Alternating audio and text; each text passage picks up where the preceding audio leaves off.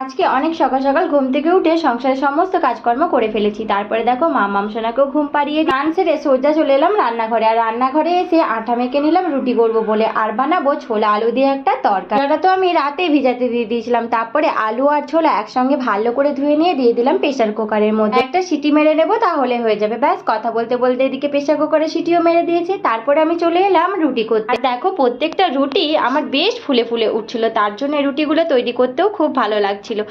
তো আমার কমপ্লিট হয়ে গেছে। আর এদিকে দেখো ছোলা আর আলুটাকে আমি জল ছড়িয়ে নিয়েছি। তারপরে গরম তেলের মধ্যে দিয়ে দিলাম জিরে ফোড়ন। আর এদিকে আলু আর ছোলাটাকে একটু ভেজে নিয়ে মশলা আর নুন হলুদ দিয়ে একসঙ্গে কষিয়ে নিয়ে কিছুক্ষণ জল দিয়ে ফুটিয়ে নেওয়ার পর দেখো তরকারি আমার কমপ্লিট। গরম গরম তরকারি আর এরকম ফুলকো ফুলকো রুটি দিয়ে আমি এখন পরিবেশন করে দেবো। আর কিছুটা রুটি তরকারি টিফিনেও দিয়ে দিলাম বাবার জন্য। তারপরে দেখো এদিকে আমি ভিজে ভাত খেয়ে নিচ্ছি। কালকের অনেকটা ভাত ছিল, তো খাওয়া দাওয়া করার পর বাসন টাসন মেজে নিয়েছি। এরকম ছোট ছোট মিনি ব্লগ দেখে জন্য চ্যানেলটিকে সাবস্ক্রাইব করে দিও।